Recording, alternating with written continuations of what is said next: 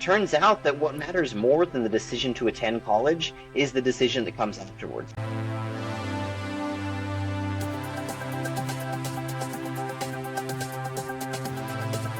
Thank you for joining us for a new edition of the Perfectus podcast. My name is Gonzalo Schwarz, and I'm the founder and CEO of the Archbridge Institute, the home of Perfectus magazine. This podcast is part of our series of short conversations on the economics of human flourishing. At Archbridge, we define it as the study of how markets, people, organizations, institutions support the economic foundations of social mobility and human flourishing. And for this episode, I'm delighted to have three great guests to discuss education and skills development in early childhood in the context of the economics of human flourishing. So first we'll have Dr. Justin Callais, who is our new chief economist here at the Archbridge Institute. He's the lead author of our Social Mobility in the 50 States report. He's also an assistant professor of economics at the University of Louisiana at Lafayette. Second, we also have Katharine Stevens, who is the founder and president of the Center on Child and Family Policy. Just want to make sure they got that right.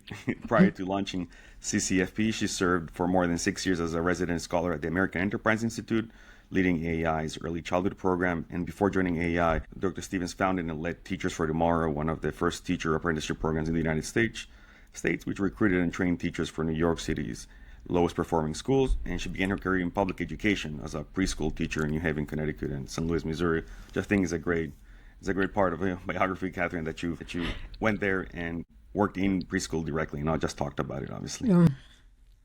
Third, we have Preston Cooper, who is a senior fellow at the American Enterprise Institute, where his research focuses on the economics of higher education. He's also the author of the report, Does College Pay Off? A Comprehensive Return on Investment Analysis, which calculated net financial returns for nearly 53,000 different degrees. His writing has appeared in Wall Street Journal, the New York Times, Washington Post, and other outlets.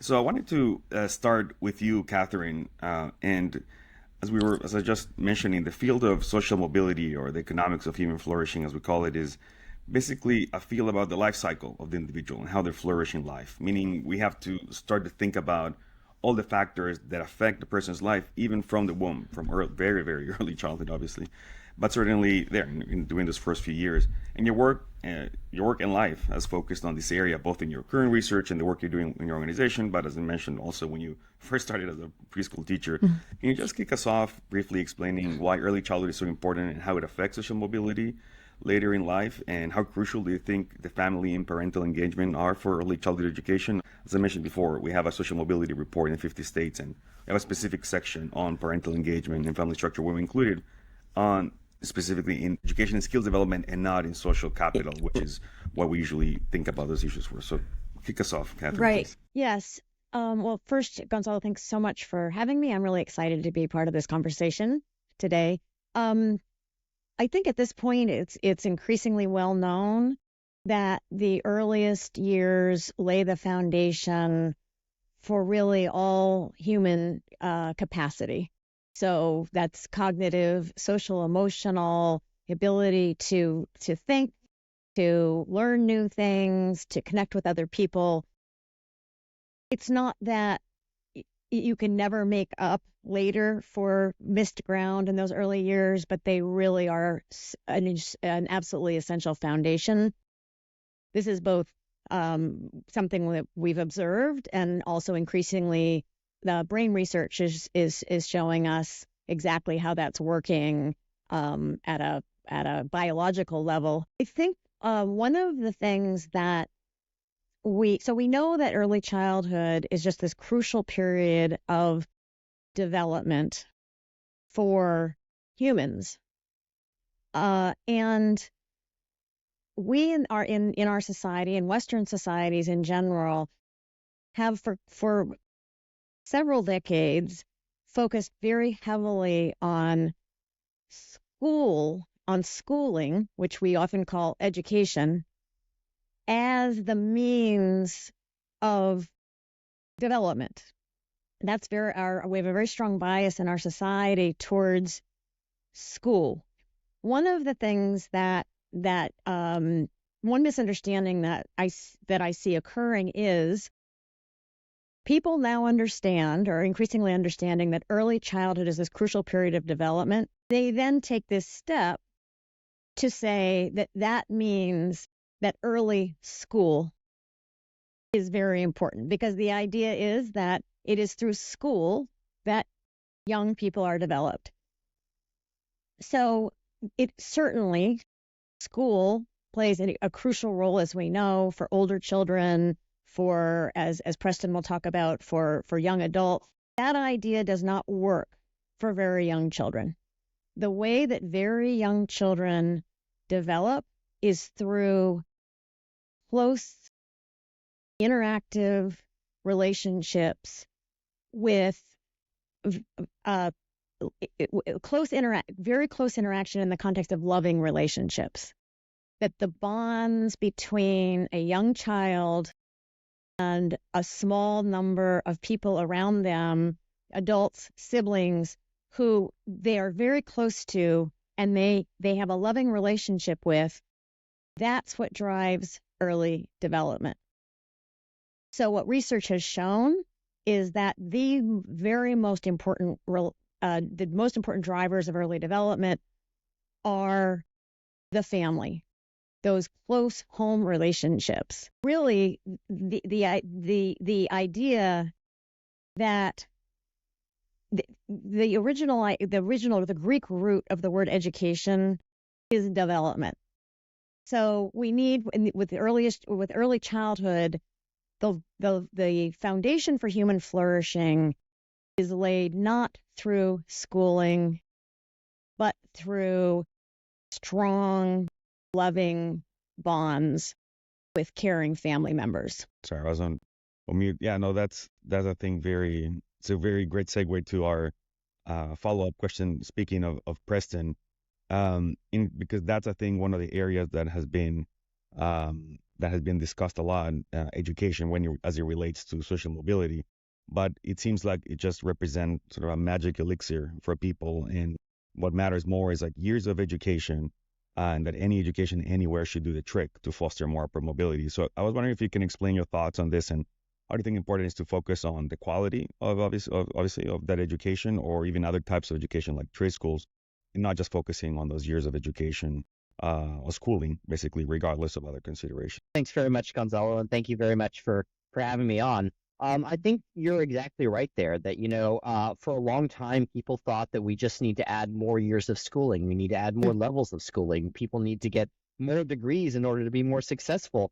And there was very little attention paid to the actual, quality of that education. And even more so, whether students were prepared to succeed at those higher levels of education, whether they were actually prepared to complete.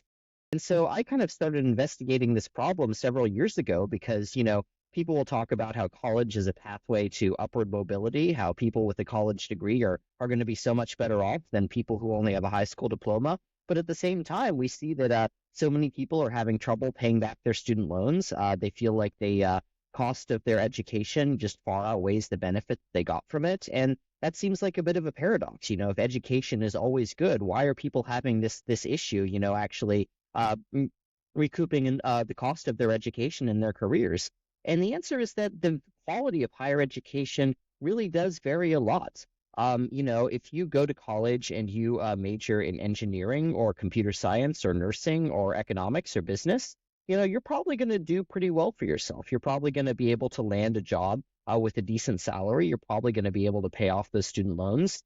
But if you choose another kind of educational pathway, if you major in something like fine arts or psychology or English literature, nothing against those fields inherently. I think they, we definitely need artists and English literature scholars, but the data show that those fields just don't pay off quite as frequently as some other college majors. And when people, major in those fields, they're often going to be less likely to get a return on their investment in higher education.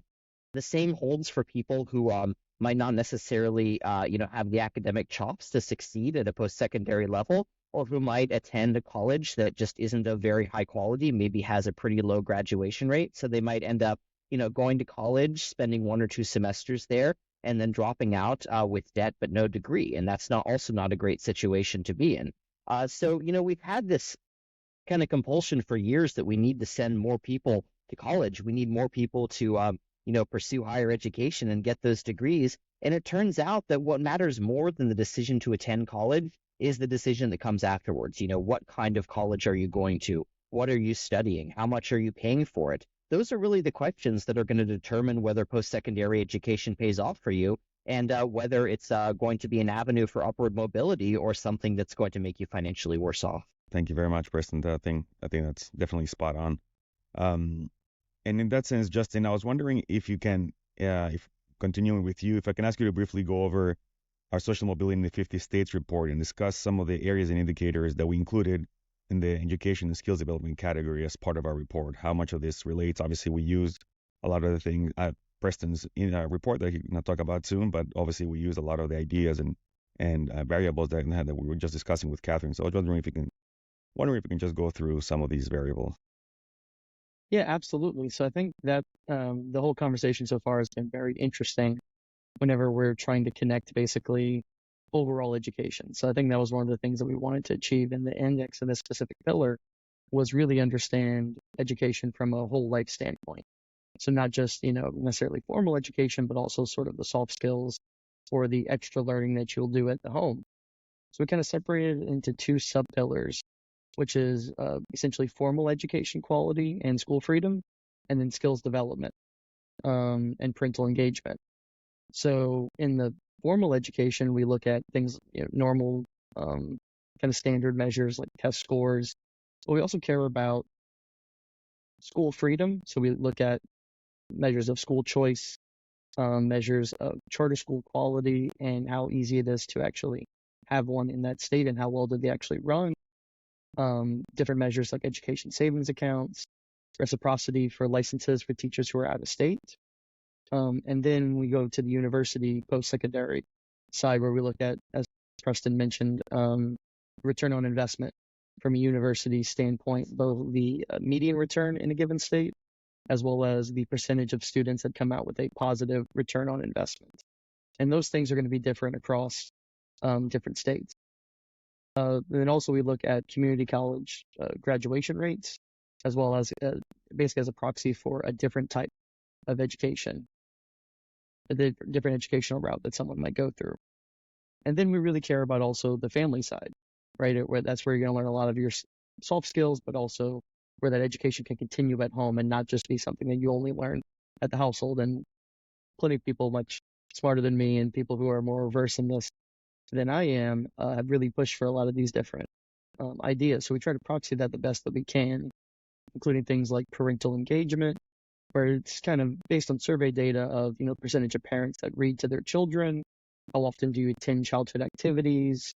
Do you share meals together as a household? Just because those are things that at least the closest proxy we can get for some sort of parental engagement in the child's life.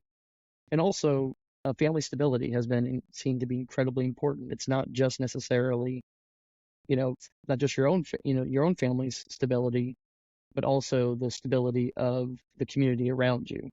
So there we include percentage of births to unmarried women in a given year, in a given state, and then the share of households that are made up of single parents, with the idea that basically children that live in more stable family environments tend to have better outcomes both in the moment, but also well past beyond whenever they're actually in that situation. It gives them kind of a natural boost in their potential going forward. Yeah. Thank you very much, Justin. And building on that, Katharine, I think that's a great segue for me to follow up on those comments in your previous response, and in terms of why is that much, like how much does it matter that parents engage with their kids? Is it necessarily that they have to have a specific activity that they have to do with them? Is it just as simple as just paying attention to them, not being on the phone like sometimes as parents tend to do, or getting distracted by something about work and not being present in the moment? How much of those things matter in terms of parental engagement, and how much that the family structure that Justin mentioned matters overall for those kids and just the community more broadly? Right, exactly. Yeah, and I want to underscore a kind of a theme here, which is that human development does not mean schooling at any level. And that is particularly true, as I was saying, about early childhood. Early development does not mean early school. And Gonzalo, as you have just highlighted, those relationships with consistent, stable family in a consistent, stable family environment is by far the most critical driver of healthy development for young children. It's important at every age. It just has an outsized influence in the earliest years. With respect to what's meant by engagement, it really is similar to the way two adults might engage. If you go out to have coffee with your friend, what you want is the person to be looking at you and listening to what you say and responding like they were listening, right? And let's say you look out the window and say, oh, look at that. You want your friend to look. You don't want your friend to just pick up their phone. That would not be a positive interaction. And what research has shown very clearly is that infants really, starting at birth, are enormously sensitive to those kinds of the nature of those interactions. The screens, the cell phones are really detrimental to development in the sense that when babies don't understand, or young children, they don't understand what a phone means. All they know is that they were interacting with you, and then all of a sudden you go away, and that's very disruptive. So you don't need to be hovering over your child. Parents don't need to be hovering over their siblings, older siblings don't need to be hovering over the child all the time. They just need to be there and in responsive interactions that obviously increase in level of sophistication as children learn to speak. But the research is just absolutely clear that it is those human-to-human interactions in the context of strong, consistent, loving relationships that drives early development. Now, as we all know, the quality of childcare, for example, matters, especially for the most vulnerable children. Poor quality childcare can have a negative effect and can also be a lost opportunity for a positive effect. But the fact of the matter is that there's just no way in early childhood that paid strangers can substitute for those loving relationships that, as I've said, form the foundation of human development. Just to quickly follow up on that, is there any specific intervention that the research shows that is better, or is it just like you said, like being present in the moment and paying attention to a child, or is it something that some research has shown that is more important or not? It's really pretty much just like you might want out of a friend that you were having lunch with. I mean, it's, you might remember there was a whole like playing Mozart to your baby, all of these sort of gadgets and programs. Humans have been developing over tens and tens of thousands of years. And obviously, at higher education levels, you have more sophisticated kinds of skills in the 21st century, and those require more very specific kinds of developmental activities. But the foundation laid in early childhood is timeless, and is both the consistency and the responsiveness and the love is what matters. So there aren't really fancy solutions, and there aren't shortcuts either. Thank you very much, Katharine. That really talks to me as I'm thinking as a parent. Oh, maybe I missed. I should have done the Mozart thing, which I didn't, or I should have done this, and that's okay. No. Just being present, just listening to their stories works. Just playing with them works. Excellent. It's better than works. It's the key to the whole story. Mm-hmm. Amazing.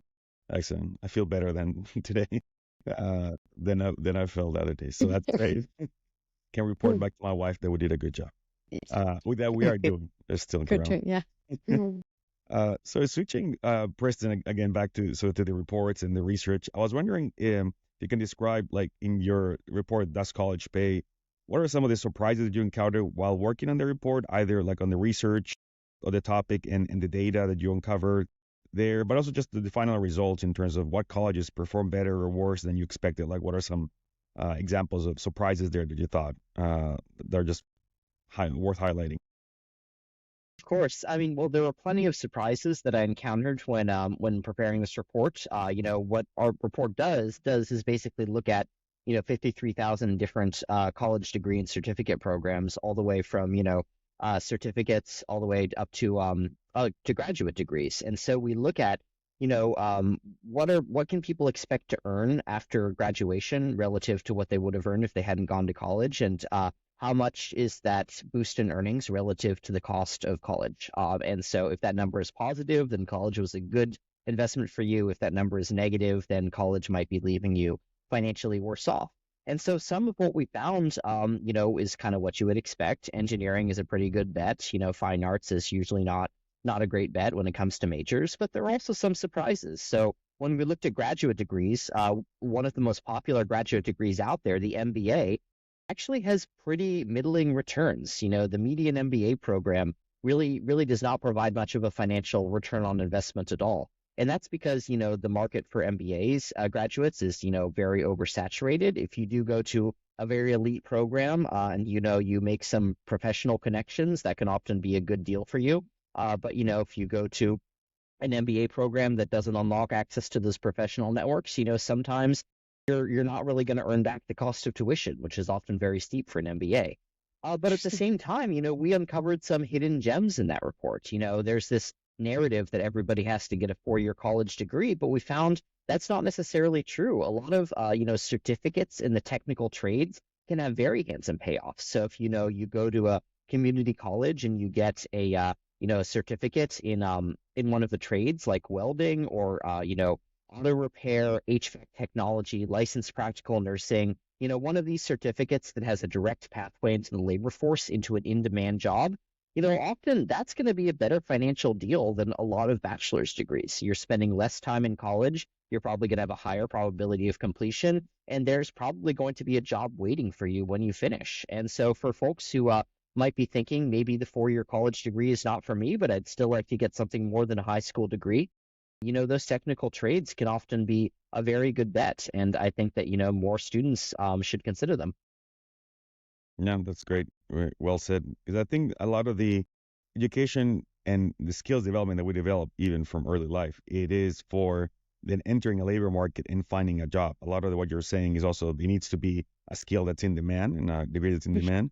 But in what you were saying, Catherine, as well, it's also a lot of those early childhood interactions and even the teen years, a lot of the soft skills that are developed through the family as well are some of the most important things later for you to use in the labor market as well. You want to learn how to sort of play with others in a way, or work with others, or there's a lot of areas there that are definitely all interrelated. But the idea is, how can we increase our human capital from the beginning, just to be more productive in the labor force and just as productive members of society. So I think that those two areas are what you mentioned, complement each other great.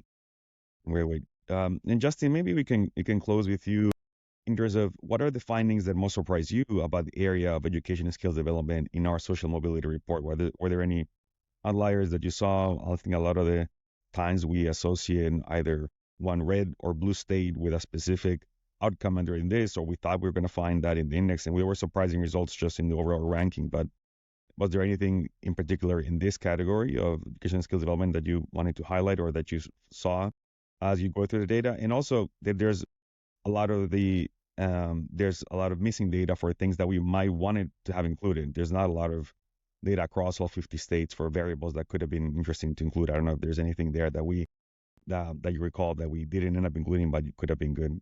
Either of those would be great.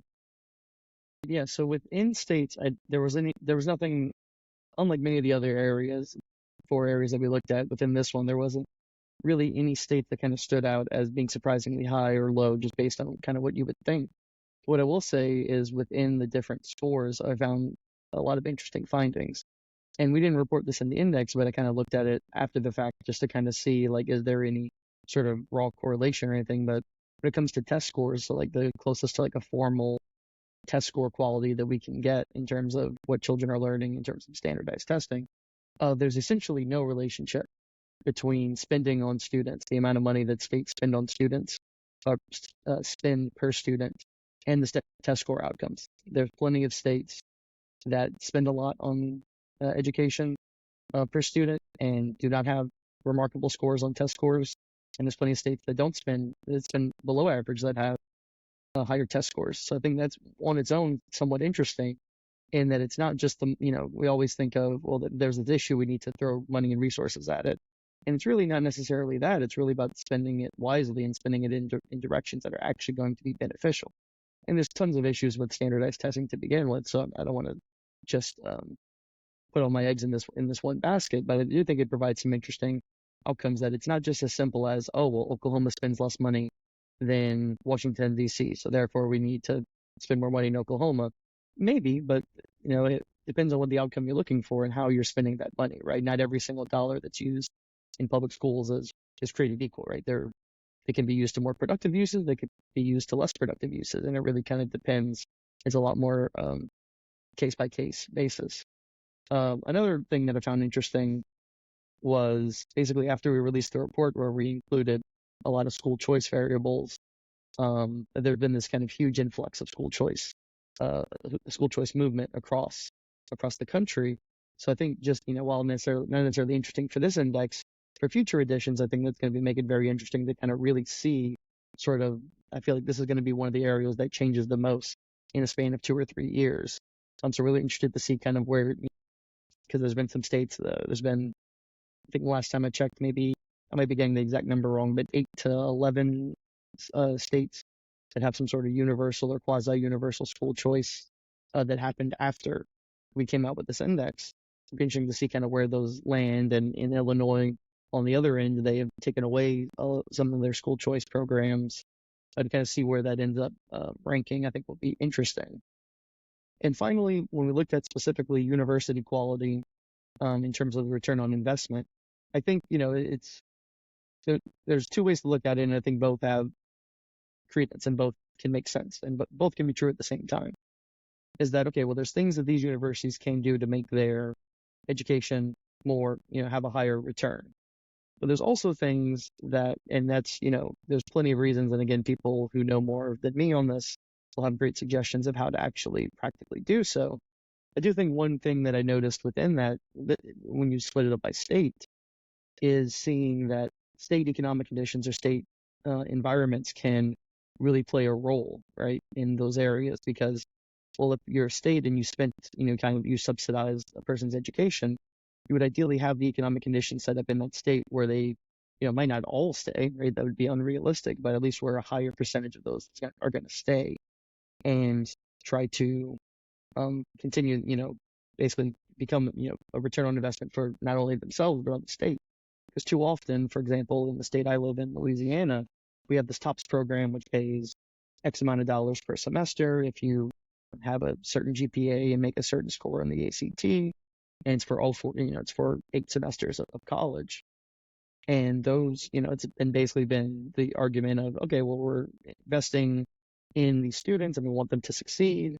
And what ends up happening often in Louisiana and states like Louisiana is that they get that education there, and in order to actually achieve that dream or that opportunity for them, they have to leave the state to do so, right? So then there's this kind of mismatch of resources, right? We're spending the money in the state, but the argument of, oh, we're going to be able to reap the benefits. But really what's happening is other states are reaping the benefits. So I think there's, as along with addressing issues in universities and trying to make them a more stable and reliable place to actually have a higher return on investment, which could be, maybe that's coordinating, basically putting more resources towards more degree programs or certification programs that actually lead to higher returns and actually have a good return on investment. It could also be something as, from a state level, if you think about it in terms of state policy, it's, well, let's make the state actually a place that people want to stay and can stay after they graduate. So they can use that sort of education that they learned here and actually be put to use in that actual area that they had the education at. I think that's one thing that, something that goes a little bit just beyond what we might look at just in terms of this data, but at least it's something that could be interesting as like kind of a sort of secondary. Thank you very much, Justin. That's a great way to sort of wrap it up in the sense of that, as we discussed at the beginning, it is a life cycle, and it is all these things have to be useful for the labor market. And if the labor market in specific states are not dynamic and do not offer the opportunities, people are going to move. So that's very important to highlight. Another area that we have in the index is about business dynamism and entrepreneurship as well at the state level. That's what we try to sort of present this index on just the work that we do on the economics of human flourishing as something as holistic as just life is. What having a flourishing life is requires, as we just discussed, a lot of different points within that life cycle of a person. So I just wanted to close by just thanking my three guests that were great. I hope we're going to have a lot of all the resources that everyone has discussed in the episode description, where you can find it on their own websites. We're going to include websites for their research, for their own organizations. And I just hope that you follow up later and look into all of those links and just dig deeper because of this amazing research and the work that these three individuals are doing. So thank you, Katharine, Preston, and Justin, for your time. Thank you. Thank you. Thank you for tuning in to today's episode of the Perfectus podcast. It's been a pleasure to dive into the fascinating world of the economics of human flourishing with our esteemed guests. As we continue this series, we look forward to exploring more about how markets and institutions not only support, but also enhance our social mobility and overall well-being. Remember to subscribe to our podcast on your favorite platform so you don't miss an episode. And for more insights, be sure to visit us at the Archbridge Institute and check out Perfectus magazine. We're excited to bring you more conversations that bridge the gap between economics and the pursuit of human flourishing. Thank you once again for joining us, and we'll see you next time.